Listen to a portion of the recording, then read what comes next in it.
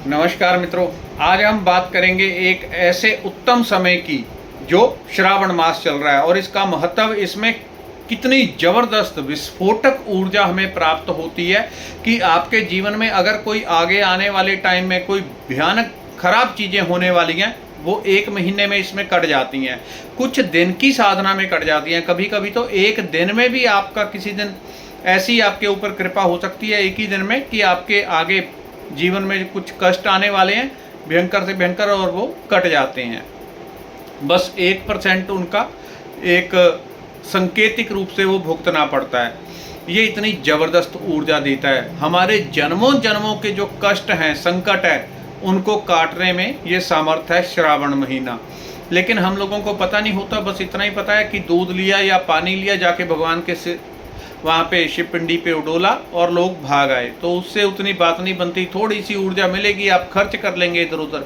लेकिन ये महीना ऐसा है कि अगर आपके जीवन में कोई बड़े संकट हैं, परेशानियां हैं, बीमारियां हैं, रोग दोष, किसी प्रकार की आपको कामना पूर्ण करनी है, आध्यात्मिक रूप से आगे बढ़ना है, उन सब चीज़ों के लिए ये वरदान समय होता है। वरदान, इससे ऊपर कोई समय है नहीं। उसका कारण ये है, इस प्रकार के और भी समय होते हैं। महाशिवरात्रि आती है फरवरी मास में, उस टाइम पे भी उसका वैज्ञानिक कारण भी बताता हूँ।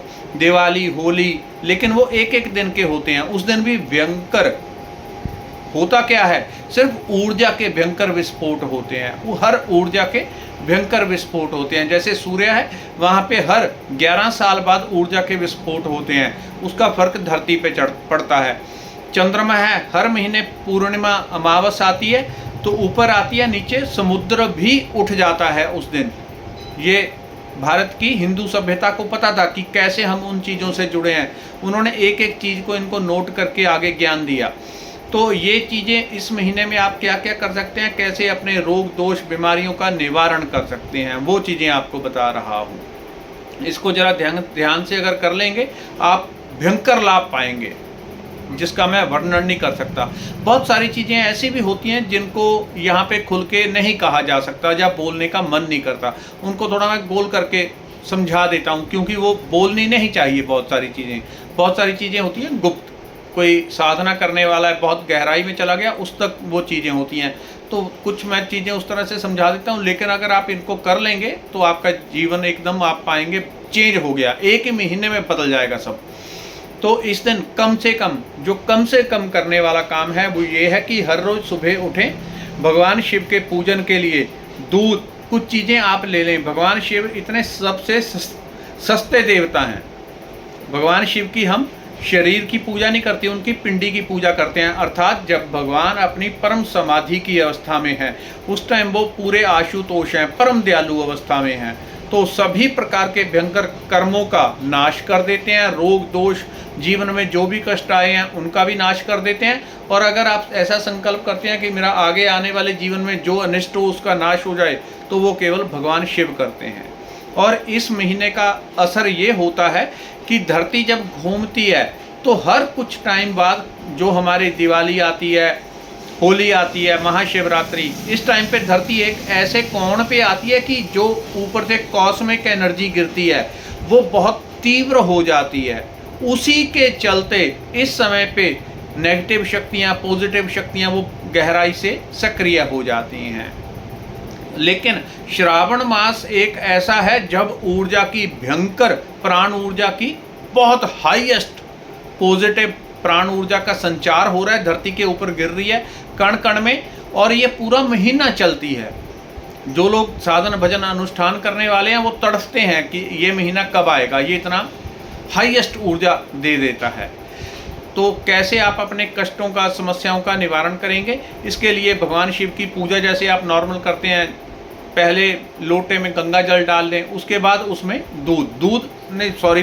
पानी उसमें बाद में, पहले गंगा जल फिर उसमें पानी डालना है। दूध ले लें, छोटी छोटी चीज़ें, सस्ती चीज़ें, कोई महंगा काम नहीं है। इसको छोटी सी पूजा करने से एक बिना पंडित के आप महान पुण्य की प्राप्ति कर लेते हैं। उसका आपको अनुभव भी होगा, उसका भी मैं आपको बता दूंगा कि कब आपको पता चल जाएगा कि आज भयंकर कर्म हो गया।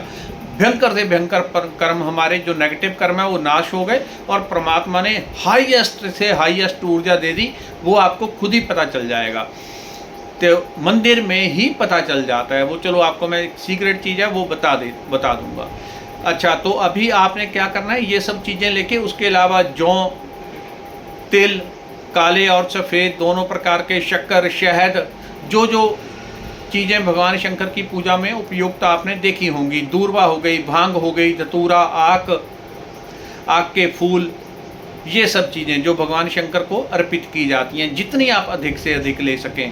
छोटी छोटी चीज़ों से 2-2 रुपए की चीज़ लगेगी, लेकिन भगवान अति प्रसन्न होते हैं, क्योंकि इसकी पूरी साइंस है, ये जुड़ी हुई चीज़ें हैं। छोटी सी चीज़ से प्रसन्न हो जाते हैं। जैसे बच्चा होता है, उसको एक टॉफ़ी दे दो, नाचने लग जाता है। बच्चे के लिए टॉफ़ी कोई महंगी चीज़ नहीं, लेकिन वो नाचना शुरू कर देगा। ऐसे ही भगवान शंकर को अर्पित होने वाली छोटी छोटी चीज़ों से भगवान अति प्रसन्न हो जाते हैं। ये प्रैक्टिकल चीज़ें आपको बता रहा हूँ, जो नॉर्मली हम YouTube पे नहीं बोलनी चाहिए, वो बता रहा हूँ ताकि आप इसका लाभ ले सकें। तो आपने क्या करना है, ये सब चीज़ें लेके हर रोज़ आप मंदिर में जाना। उसके अलावा दूध जितना आपसे हो सके, 100 ग्राम, 200 ग्राम, 250 ग्राम बहुत होता है, इतना सा ही दही, थोड़ा सा 1 चम्मच शहद, ये सब चीज़ें लेके, उसके अलावा 1, 2, 3 प्रकार के फल अगर आपको मिलते हैं तो फल ले जाना है। बादाम, मिश्री, लौंग, इलायची, और भगवान को चढ़ाने के लिए जनेऊ, छोटा सा कपड़ा इतना सा, ताकि आप उनको लपेट सकें, भगवान शंकर को वस्त्र अर्पित कर सकें। मौली, छोटी छोटी चीज़ें वो आप सर्च कर लेना, नहीं तो वीडियो लंबी हो जाएगी। तो छोटी छोटी चीज़ें जो जितनी आपके पास उपलब्ध हों उतनी आप ले जाना। भगवान शंकर के पास हो सके तो किसी एकांत वाले मंदिर को ढूंढना जहाँ पे आपको डिस्टर्बेंस ना हो, वहाँ पे बैठ के भगवान की आराम से पूजा करना। पहले दूध चढ़ाया आपने, फिर शुद्ध जल, उसके बाद फिर शहद भगवान के ऊपर मल दिया, और मंत्र का जाप करते रहें, या तो महामृत्युंजय या ओम नमः शिवाय, या कोई गुरु मंत्र लिया हो तो उसी का जाप करते रहें। चढ़ा के फिर शुद्ध जल, फिर कपूर थोड़ा सा अगर उपलब्ध है तो वो पानी में घोल के फिर उसका स्नान, अगर इत्र आपके पास है तो 2 बूंदे पानी के अंदर डाल के उसका स्नान, फिर से शुद्ध जल, यानी हर स्नान करवाने के बाद शुद्ध जल आपने चढ़ाना है।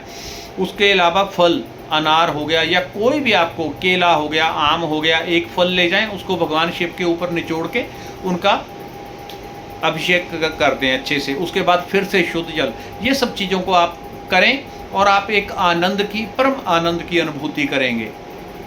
पूजा करने से पहले अगर आपकी कोई विशेष कामना है, मेरा रोग नष्ट हो जाए, दोष नष्ट हो जाए, या किसी भी प्रकार का कोई चीज़ है वो दूर हो जाए, तो उससे पहले आपको संकल्प करना होता है। संकल्प कौन सा करना है, तो संकल्प आपने इस प्रकार से करना है, जैसे सबसे पहले अपना नाम, गोत्र, अपना नाम, गोत्र, अपना गांव, शहर, जिला इत्यादि, ये चीज़ें आपको बोलनी है। तो जैसे ही आप इन चीज़ों को बोलेंगे, मैं इस स्थान का रहने वाला हूँ, ये चीज़ें आपको बोलनी है कि मैं यहाँ का रहने वाला हूँ। हे भगवान, मेरी ये कामना पूर्ति के लिए मैं आपकी पूजा कर रहा हूँ। तो इस समय पे आप स्वाभाविक रूप से श्रावण मास में परम प्रसन्न हैं, तो आप छोटी छोटी चीज़ों से प्रसन्न हो जाते हैं। दूर्वा ले जाएं, भांग ले जाएं, आक के फूल, तो छोटी छोटी चीज़ों से आशुतोष आप प्रसन्न होने वाले हैं। मेरी इस कामना की पूर्ति करें। और एक दीपक घी का जरूर जलाना है, धूप जलाना है। धूप इसलिए जलाते हैं, पूजा में जो जो कमियां हमसे रह जाएंगी, हमको मंत्र नहीं आते, कुछ नहीं आते, वो सारी कमियां पूरी कर देता है। करने के बाद कपूर की आरती आपने भगवान की कर देनी है। छोटा सा चीज़ है, छोटा सा काम है, लेकिन आप बहुत हाईएस्ट इसका रिजल्ट पाएंगे। ठीक है, तो इन चीज़ों को करने के बाद और भी किसी प्रकार की कोई संकट कोई आपके ऊपर, या भविष्य में आपको लगता है कि कोई रोग या दोष, कोई संकट आने वाला है, तो उसके लिए भी आपको संकल्प करना है। जब आप किसी चीज़ का संकल्प करते हैं तभी उसकी पूर्ति होती है। अगर आप पूजा करके आ जाएंगे तो आनंद से भर जाएगा मन, लेकिन अगर आपने 10 मिनट की, 5 मिनट की, तो उतना ही प्राप्त होगा। अगर आप आधा घंटा लगाएंगे तो अधिक आपकी प्राप्ति होगी। तो ये करने के बाद आप वहाँ पे भगवान शिव के समक्ष अपने हाथ में जल लिया, अपना नाम, गोत्र, मैं यहाँ का रहने वाला हूँ। अगर औरत है तो वो अपने पति का नाम, अगर ब्याहता नहीं है तो अपने पिता का नाम लेगी, मेरा ये गोत्र है, यहाँ की रहने वाली हूँ, तो इस कामना की पूर्ति के लिए प्रभु मैं ये कार्य कर रही हूँ, ये उन्होंने बोलना है आपने। और उस जल को भगवान के आगे समर्पित कर देना है। उसके बाद ये काम करने के बाद आपने भगवान के आगे प्रार्थना करनी है कि प्रभु जैसे मेरे से हो सकी मैंने वैसे आपकी पूजा अर्चना कर दी है, तो इसको आप स्वीकार करें और मेरी ये कामना की पूर्ति करें। अगर आप वहाँ पे बैठ के अधिक समय देते हैं, 1 घंटा, आधा घंटा, कितना भी आप समय देते हैं, तो उससे आप तत्काल पाएंगे कि थोड़ी देर बाद आपकी सूक्ष्मना नाड़ी खुल गई। सूक्ष्मना का अर्थ है कि जन्मों जन्मों में जो बुरे, उल्टे, नेगेटिव हमने कर्म इकट्ठे कर रखे हैं, जितने भी प्रकार की श्रेणी के पाप दोष हैं, वो सब कर्म जलना भस्म हो जाते हैं। उसकी इंडिकेशन मिलती है वहीं पे मंदिर के अंदर ही मिलती है। अगर पूरा भंडारे में आपकी आग लग गई जितने कर्मों के हैं, तो सूक्ष्मना खुल जाएगी। कभी बहुत गहरे ध्यान में, कोई अति गहरे ध्यान में चले जाए, तब भी कर्मों के भंडारे में आग लग जाती है, सब कर्म नाश हो जाते हैं। तो उस टाइम पे सूक्ष्मना खुलती है। सूक्ष्मना खुलेगी नॉर्मल जब आपको श्वास आता है, कभी राइट से आएगा, कभी लेफ्ट से आएगा, लेकिन जब आपकी सूक्ष्मना खुलती है तो दोनों नासिका से बराबर श्वास आएगा।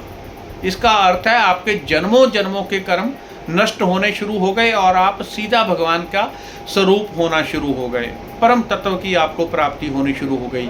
ये उसका एक इतना बड़ा रिजल्ट आप देखेंगे। आप 1-1.5 घंटा वहीं पे बैठ के अगर ये पूजा करें, उसके बाद जितना संभव हो जाप करें और भगवान को उठ के आपने आरती करनी है। और जब उठना है थोड़ा सा हाथ में जल लेना है और भगवान को बोलना है, भगवान आपकी ये पूजा आप ही के चरणों में समर्पित है, इससे प्रसन्न होकर मेरी ये कामना की पूर्ति करें। उसको भगवान शंकर के चरणों में आपने छोड़ देना है। उसके बाद थोड़ा सा जल आपने लेना है, अपने आसन के नीचे छोड़ के ओम इंद्राय नमः इस प्रकार से उसको माथे से लगाना है। जिस आसन पे बैठे होंगे, धरती पे ना बैठे तो अच्छा है, कोई ना कोई आसन नीचे बिछा लें, काला आसन, नीला आसन ना हो, ठीक है। तो 3 बार ओम इंद्राय नमः जल छोड़ के आसन के पास 3 बार इंद्राय नमः, इंद्राय नमः, इंद्राय नमः आप बोल के भगवान शंकर को दंडवत प्रणाम करके इस क्रम को पूरे श्रावण महीने में करें। आप इतना 1000% मेरे कहने से यकीन रखें, भयंकर परिवर्तन आएगा। बड़े बड़े नेगेटिव दोष, पितृदोष, बड़ी बड़ी चीज़ें आपके जीवन से गायब हो जाएंगी और जीवन परम आनंद से भर जाएगा। आप बदल जाएंगे, आपके अंदर से जितनी खराब चीज़ें हैं वो निकल जाएंगी। इतना बड़ा महत्व है कि मैं अपने मुख से इसका वर्णन नहीं कर सकता। ये श्रावण महीना ऐसा होता है, तो इसको करें, ये गोल्डन टाइम है, समझें आपके पास। धन्यवाद, नमस्कार।